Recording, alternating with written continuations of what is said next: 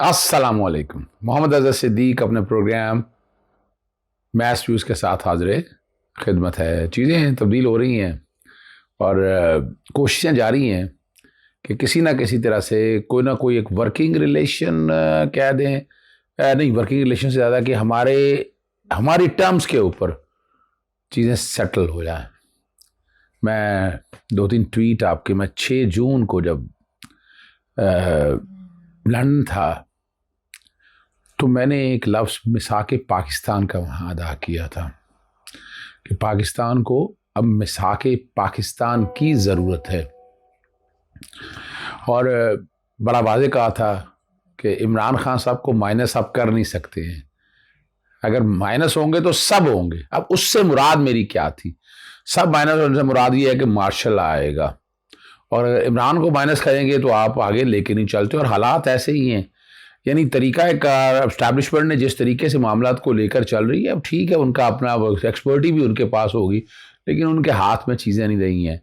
मुल्क जो है जिस जगह पर पहुंच चुका है, यानी हमने तजर्बे सारे ही कर लिए ना, यानी तकरीबन 16-17 माह जो है वो PDM जो चीज़ों का मुरब्बा या तमाम सियासी जमातों का मुलम्मा इकट्ठा करके क्या कर लिया, क्या खास थी? यानी नवाज शरीफ बोलो, और नवाज शरीफ आते तो क्या करता था? वहाँ रोका था नवाज शरीफ को किसी ने बैठ के कहा हालात बेहतर करने के लिए? अगर नहीं किए तो इसका मतलब बदनीति थी ना। तो वो तो नजर आ गया कि मुलम्माकारी थी, वो भी काम खत्म हो गया। उसके बाद टेक्नोक्रेट का मैं भी सुनता आया था, मैं भी कायल था टेक्नोक्रेट के हवाले से, लेकिन क्या टेक्नोक्रेट? इस तरह तो नहीं गवर्नमेंट चलती कि टेक्नो है, यानी आप पिछले कुछ 70-75 सालों के अंदर भी कुछ नहीं कर सके तो आगे क्या कर सकेंगे? तो ये जितने भी तजर्बे हैं ना, ये तजर्बे नाकाम होते जा रहे हैं।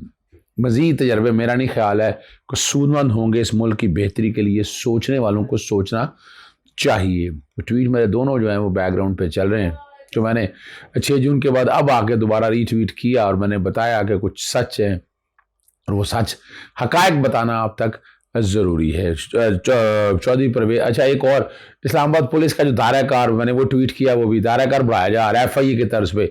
इस्लामाबाद पुलिस यानी दायरा पुलिस का दायरा इख्तियार जुरिस्डिक्शन का होता है। मैं तो हाँ वो ये इस्लामाबाद का कि जनाब जैसे दहशत गर्दों को पकड़ना है, सॉरी वो अपना चौधरी परवेज को जिस तरह इस्लामाबाद की पुलिस पंजाब से उठाकर लेगी, ये बड़ा सवालिया निशान आना है। और इस्लामाबाद हाईकोर्ट ने लगाई नहीं वो पिटीशन, तो फाइल की थी, वो लेट फाइल की थी, लगी नहीं है। अब पता नहीं पीर वाले दिन, मेरे पास तो पहले इतला यही थी कि पीर वाले दिन समात होनी है, लेकिन अब ताज़ा तरीन इतला यही है कि वो फाइल की गई है मगर वो लगी नहीं है। तो वो पहर किस पहर आती है बारी, वो ये देखना। लाहौर हाईकोर्ट में तौहीन अदालत की दरख्वास्त मुकर्रर आ गई है, वो जस्टिस अमजद रफ़ीक करेंगे बात। और वो जो कि उन्होंने देखे बड़े बड़े बड़े दबंग फैसले किए थे। और मौका एक जो बात अब आ रही है कि अदलिया के हवाले से, कि अदलिया के फैसलों को बेतौकीरी जिस तरह जारी है, इस तारीख में नहीं है। और यहाँ जजेस जो हैं वो इस बारे में कोई लाए अमल, मैं 100% तो क्लियर नहीं हूँ ना, मेरे पास 100% खबर है। मैं सुन रहा हूँ कि जुडिशरी में बड़ी एक इस्तराबी कैफियत है कि ये जो कुछ हो रहा है ये बेहतर नहीं हो रहा। इख्तलाफ अपनी जगह सही, लेकिन ये नहीं है कि आप हर चीज़ को अपने तरीके से मुताबिक चल जाएं। एक आम आदमी की हैसियत ही कोई नहीं रहेगी। हो क्या यानी मार्शल के दौर में ये नहीं हुआ? पार्शल यानी नई टर्म आई है पार्शल, और यहाँ निगरान हुकूमत के दौर में ये सारा कुछ हो रहा है जिसका काम सिर्फ इलेक्शन कराना है। 3 बातें जो है ना बड़ी, चौधरी परवेज लाई को शिफ्ट कर दिया गया है अटक जेल। अब अटक जेल ऐसे नहीं गए होंगे, और हर्ज कोई नहीं है। इमरान खान साहब और चौधरी परवेज लाई की बातें, अफवाहें ये भी चल रही है कि कोई डील की बातें लेकर गए हैं या कोई वर्किंग रिलेशंस के हवाले से है। तो लेकिन चौधरी परवेज लाई का अटक जेल में जाना यानी ये बड़ा अहम मामला है। और चौधरी परवेज लाई ने बड़ा मुश्किल एक वक्त गुजारा है। तो यकीनन जब वो मुलाकात, वहाँ मुलाकातें तो होंगी, वहाँ जेल में तो मैं भी रहा हूँ, तो मुझे इसलिए अंदाज़ा है कि जेल में अब बाहर तो किसी को नहीं पता ना अंदर कौन है अंदर है। और ये इट्स अ डिफरेंट वर्ल्ड, बिल्कुल मुख्तलिफ दुनिया होती है जेल की। जेल की दुनिया आम दुनिया नहीं है, अजीब व गरीब सी दुनिया है। यहाँ सुबह सुबह से फजर के वक्त आप उठते हैं और आपका नाश्ते का वक्त वो है, दोपहर का आपका 10-11 बजे, और शाम आप मगरिब से पहले पहले आपने खाना वाना खा के आपने बैरकों में वापस जाना होता है।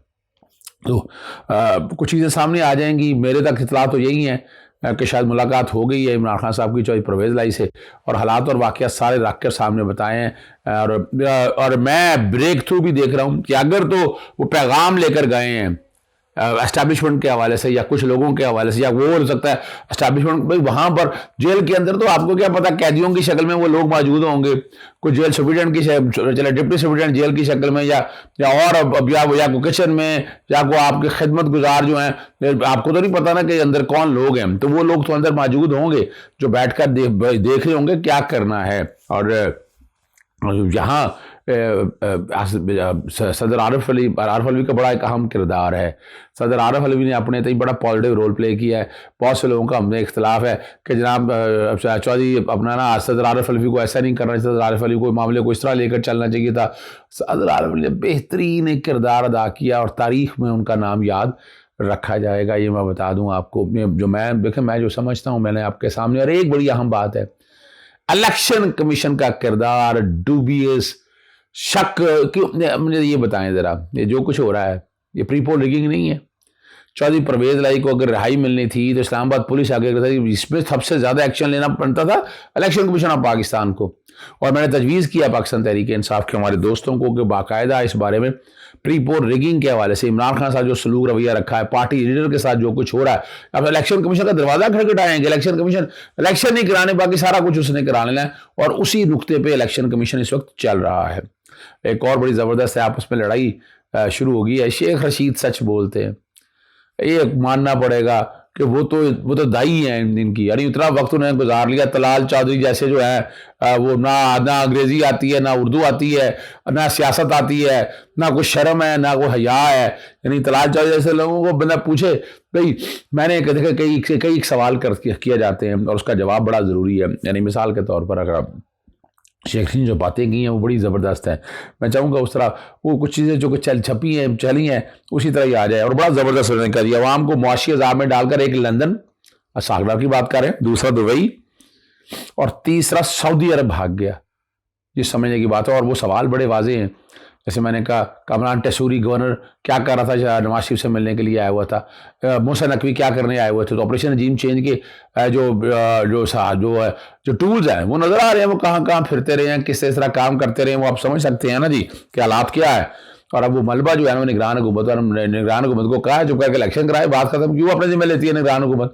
किसने कहा निगरान? शेख रशीद इस बात से मैं नहीं इतफाक करता। मलबा क्या डालना है, निगरान हुकूमत इलेक्शन के जब जाए, इलेक्शन कमीशन को शेड्यूल दे, बात खत्म। इनका क्या कंसर्न है, जिस तरह की बातें वो कर रहे हैं। और इस पर तो कोई शक नहीं है कि शटर डाउन जो पूरी पाकिस्तान में हुई है इसने तो इनको हिला के रख दिया है। अब सियासी जमातों को इस पर हिलना और जमात इस्लामी इस पर बहुत निकल आएगी, ठीक है ना जी।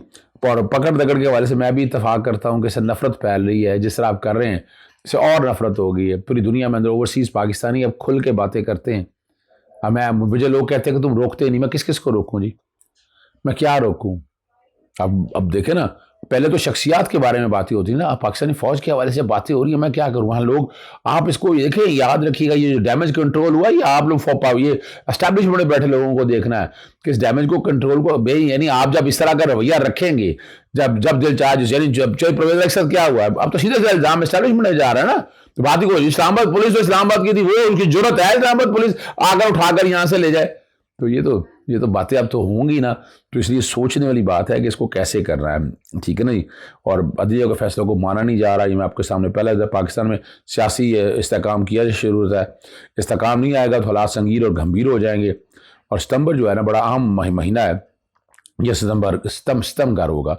अच्छा, इसके जवाब में जो है ना मैं नहीं जिक्र करना चाहता, लेकिन मैं हैरान हूँ तलाल चौधरी जैसे बंदों का, और वो और माशी तबाही और अजाब का जिम्मेदार आपका बॉस है तलाल चौधरी। अब देखे ना, बंदा पूछे अच्छा इमरान खान साहब के बारे में बात करते हैं, मैं चैलेंज कर रहा हूँ आज आप सामने आ जाएं भाई, बना लें जुडिशल कमीशन बना लो कि पिछले जो 3 साल इमरान खान थे और जो आपने 17 महीने में जो तबाही की है कोविड के दिनों में, इमरान खान साहब ने जो मुआशी ग्रोथ के अगर आप टेबुलेशन उठाकर देख लें, आप इंपोर्ट और एक्सपोर्ट में डिस्पैरिटी अगर उठाकर देख लें, आप इन्फ्लेशन की पोजीशन अगर आप देख लें, जीडीपी ग्रोथ के कॉन्टेक्स्ट में देख लें, तो आप लोगों को अंदाज़ा हो जाएगा इंपोर्ट क्या थी यहाँ पर लोकल इंडस्ट्री कितनी फ्लरिश कर रही थी, टेक्सटाइल की क्या पोजीशन थी, ऑटोमोबाइल इंडस्ट्री क्या थी, कंस्ट्रक्शन की इंडस्ट्री ने कितनी ग्रोथ की है, ये रिकॉर्ड पे ऊपर है। अब जो मर्जी आप कहें, के हालात नहीं है, कुछ नहीं रह जाता। वो आलमी अदालतों से क्या डरते हैं? बुनियादी हकूक़ की जिस तरह पाकिस्तान में खिलाफ वर्जी हो रही है, मुझसे अगर पूछते हैं तो बिल्कुल ह्यूमन राइट इदारों से रब्ता बनता है। फिर पाकिस्तान में बताएं, जब अदालतों की बात नहीं मानी जा रही, कौन फिर कहाँ देखना है आपने? क्यों मजाक उड़ाया जा रहा है? पूरी दुनिया में मजाक उड़ रहा है जिस तरह की ह्यूमन राइट वायलेशन पाकिस्तान के अंदर हो रही है। और ये तारीख में इस तरह की जो है ना, बिल्कुल नौमई के साजिश, सबको पकड़ें, उठाकर जेलों में डालें, सजाएं लें, जो कुछ करना है आपका काम है, आपको रो नहीं सकता, ठीक है ना जी। लेकिन ये कहें कि आप जिस तरह की देखिए, आप जरा सोचिएगा, क्या रिश्तेदारों को, आसपास के लोगों को मैं जिक्र नहीं करना चाहता, लेकिन आज मैं जिक्र कर देता हूँ। मेरे घर पेट्रोल पंपों से हमला, फिर मेरे फायरिंग, फिर आप चेहरे सामने आगे पकड़ लिया आपने मेरे गार्डों को, मेरे ड्राइवर, मेरे दूर के रिश्तेदार, मैं क्या क्या जिक्र करूँ। मेरे बच्चे बाहर ट्रैवल करना मुश्किल है, ट्रेस कर रहे होते हैं। अभी रिसेंटली लास्ट जो अपना इस जुमे वाले दिन मेरा बेटा नमाज पढ़ने गया तो वो मेरे दो बंदे आ गए आसपास, यानी अंदाजा लगाया कुछ शर्म और हया होती है भाई, मैंने ऐसा क्या कर दिया? मैं बैठ गया अगर वहाँ कर रहा हूँ तो मैं तो आइन और मैंने कौन सी ऐसी गलत बात की है? मैं आइन और कानून की, हाँ मैं इमरान खान के साथ खड़ा हूँ भाई, खड़ा हूँ मैं, इसमें ऐसी क्या बात है? अब मेरा एक अपना नुक्ता नजर है, क्या मैं अपना नुक्ता नजर रख नहीं सकता? इस नुक्ता और मैंने जो 6 बातें आपको जो मुझसे सुनते रहे, मेरे प्रोग्राम उठाकर देख लें आप, कि जैसे ही ऑपरेशन रजीम चेंज के जरिए गवर्नमेंट गिरानी थी, मैंने क्या क्या आपको कहा था।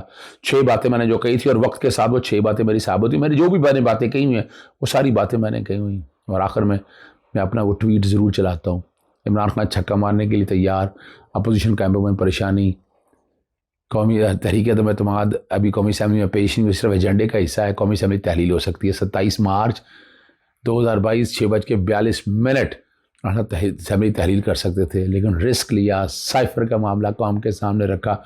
और ये जो भी हालात है, अगर चाहते तो 3 अप्रैल को जब असम्बली तहलील कर दी थी उन्होंने सादर, मैंने लिखा था उस वक्त, वरना तरीक़े एतमाद में सुकम कानून के खिलाफ है, स्पीकर रूलिंग से जरिए मुस्तरद कर दी और असम्बली तहलील, मेरे ट्वीट है ये रिकॉर्ड पे। और 3 अप्रैल को यही हुआ। 7 अप्रैल को जब सुप्रीम कोर्ट ने वापस, जब एक मौका बन गया सबको, गुड टू सी यू, सारे सियासतदान इकट्ठे हुए, तो उस वक्त कहा गया अपना असम्बली तहरीर इलेक्शन की तरफ बाहर में आया था फारूक नाइब साहब ने कहा था उससे पहले, लेकिन बाद में इलेक्शन कमीशन आया और उस वक्त भी कहा कि 7 महीने के लिए अभी भी इलेक्शन कमीशन का रोल एक ऐसा रोल है कि जिसने ये मुल्क की जो तबाही की जिम्मेदारी यहाँ तक पहुँचने में बहुत सा किरदार, अगर वक्त पर चीज़ें की होती तो ये मुल्क यहाँ तक ना पहुँचता। लम्हा फ़िक्रिया है हमारे और आपके लिए, हमारा काम है आप तक बातें पहुँचाता रहना। इजाज़त चाहता हूँ। अस्सलाम वालेकुम, अल्लाह हाफ़िज़। पाकिस्तान जिंदाबाद।